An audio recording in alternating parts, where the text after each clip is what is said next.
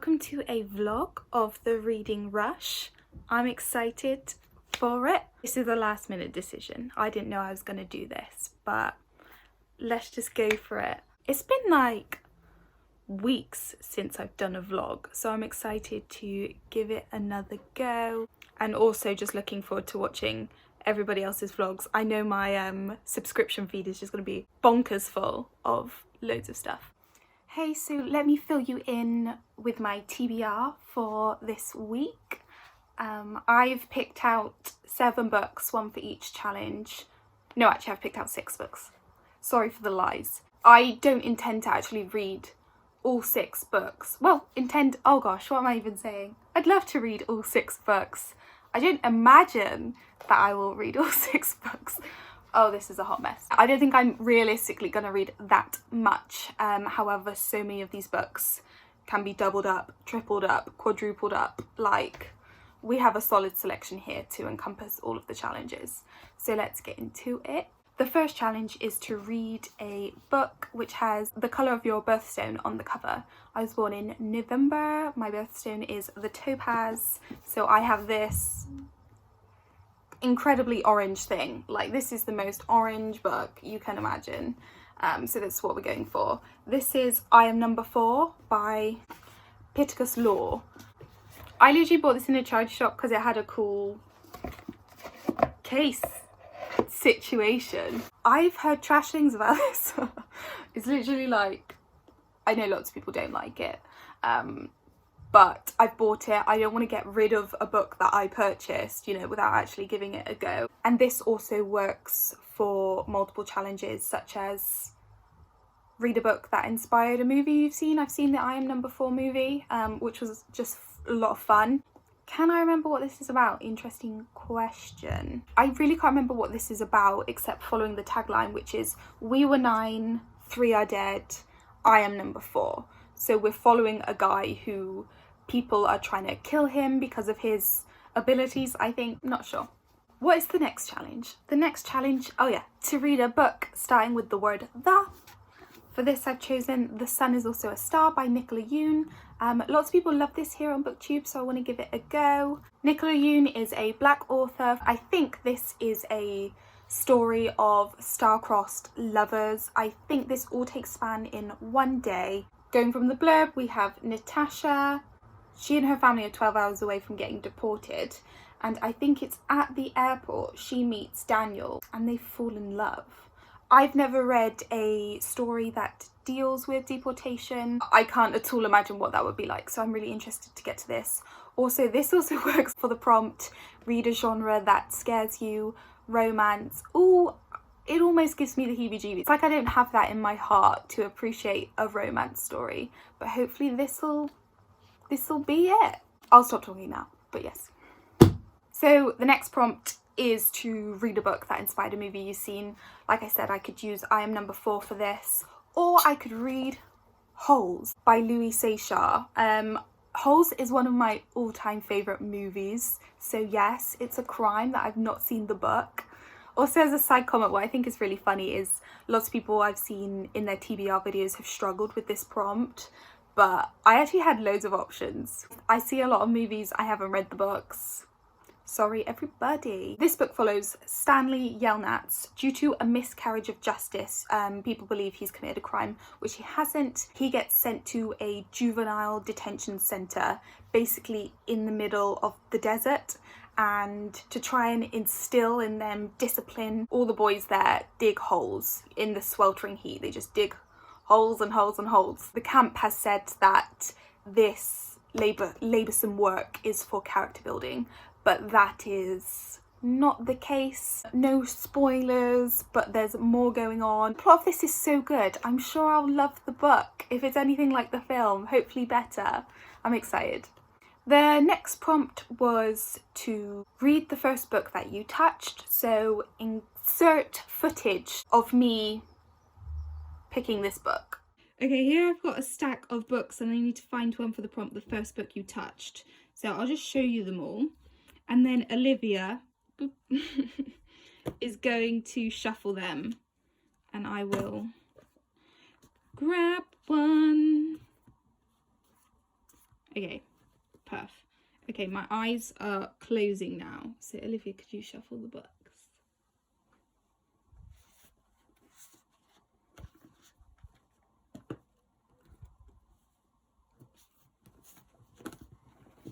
I've shuffled the books. Okay, so I just reach out and touch one.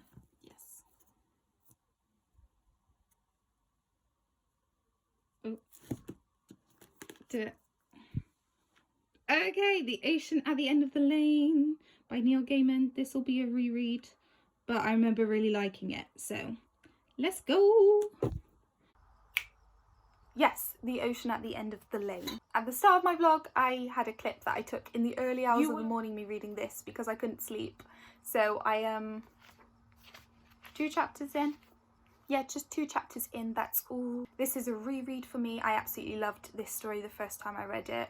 It's whimsical, magical. There's qualities of like middle grade fantasy to this, but actually it does have a lot more darker and I guess sad themes to it. I'll chat more about this later today because I am currently reading this. I've started with this one and I love it so far. Literally just 2 chapters in.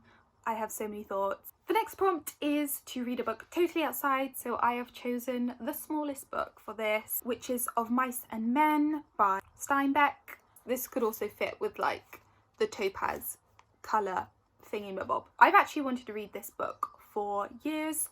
Back in school, one half of the year read this book and then the other half of the year read To Kill a Mockingbird. So I was in the To Kill a Mockingbird camp.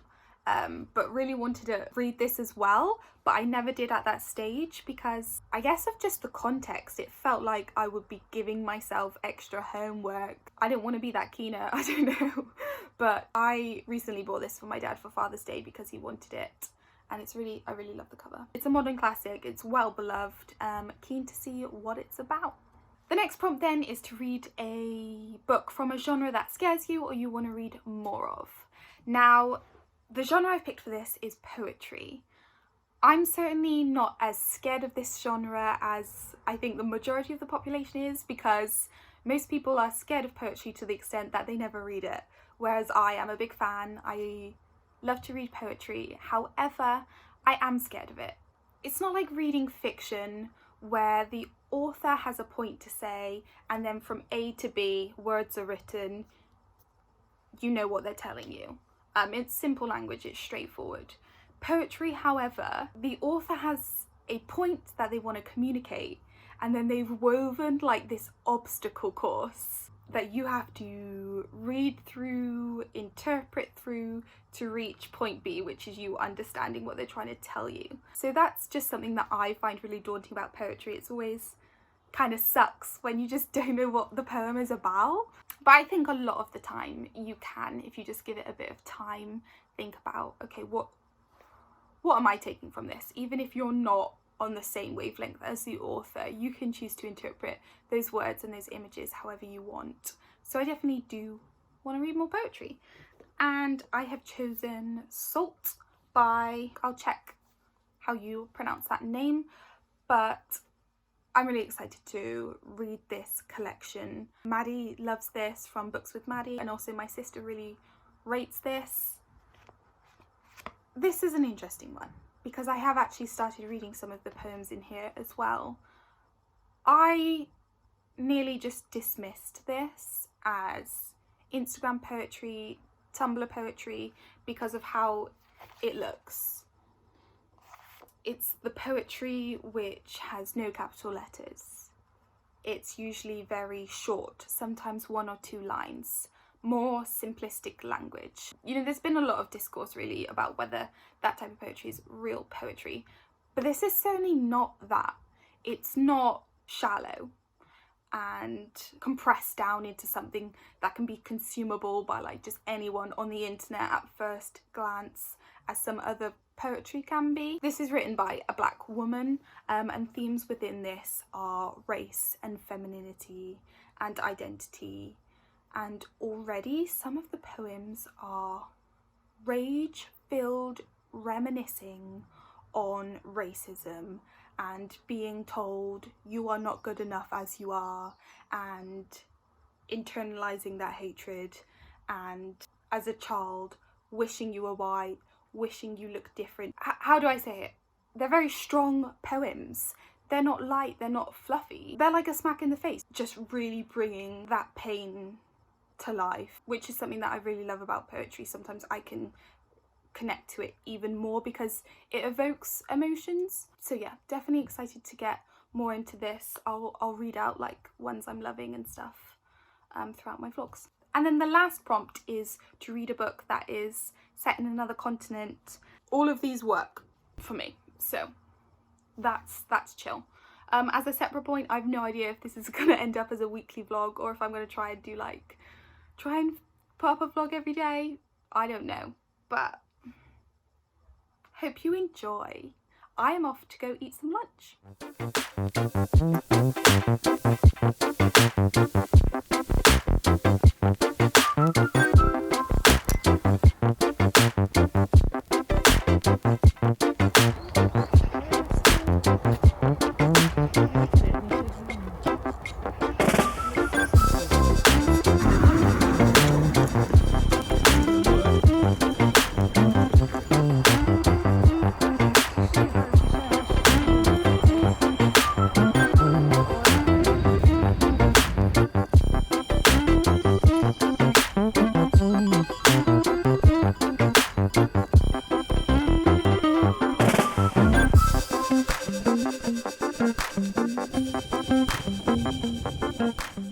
Hey, so it is the next day.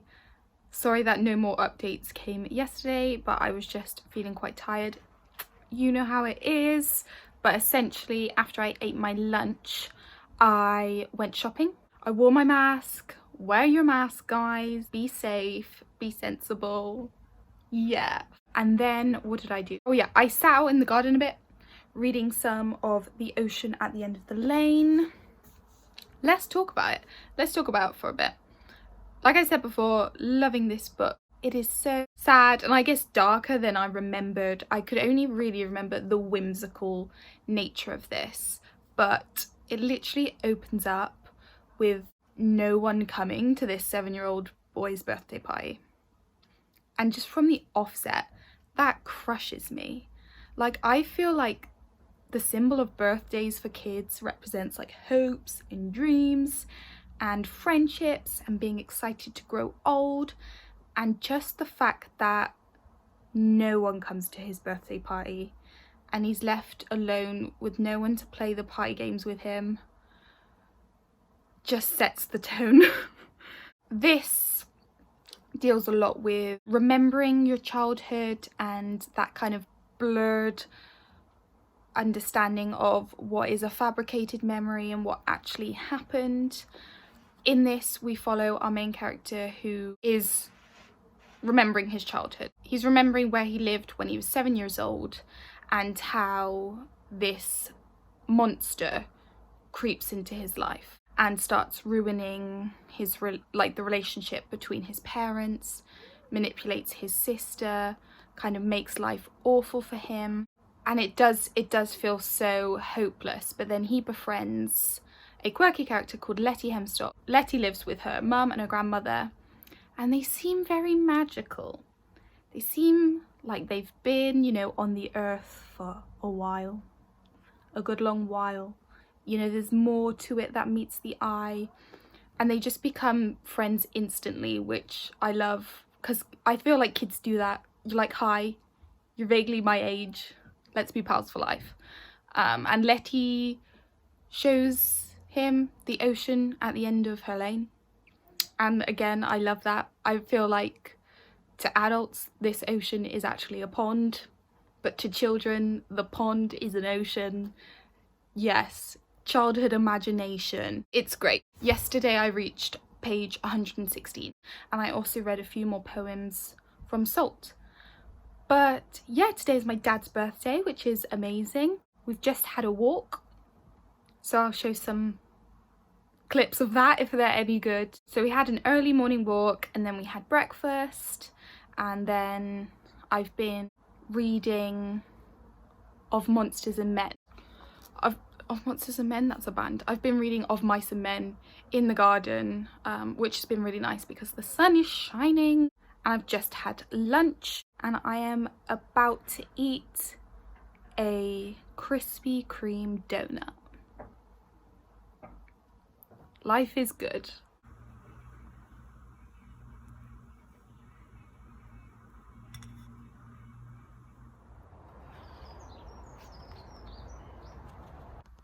I'm trying to switch up the angles to keep it fresh. Is it working? Okay, so I have finished my first book of this readathon. I have finished Of Mice and Men by John Steinbeck. I don't know what I think about it. I should have figured out my thoughts perhaps before I like turned the camera on. But here we are. So let's just start talking. I went in with this thinking it was something that it wasn't. For some reason, I thought this book was about racism in the Deep South. There is racism in it, but that's not the main focus of the story. And it's not the Deep South, it's California. I had no idea when this was set. I started reading it. I didn't like the way this was done, but essentially Steinbeck just throws you in with these two characters. You don't know where you are, when you are, who the characters are. But the story just starts. And just for my personal experience, I think sometimes that device can work really well in books, just dropping you in, but just for this I was like, I actually don't know what you're talking about. So that was challenging. This follows two main characters. George, he's very smart and sharp, and he tags along with Lenny, who's this really big, strong guy, but he's not very smart. He struggles a lot with remembering things and kind of social etiquette. So it kind of sounds like he has a learning disability, but nothing is actually classified in this. So you're not totally sure what is going on with Lenny, but certainly he really just heavily relies on George to tell him what to do and how to behave in order to stay out of trouble.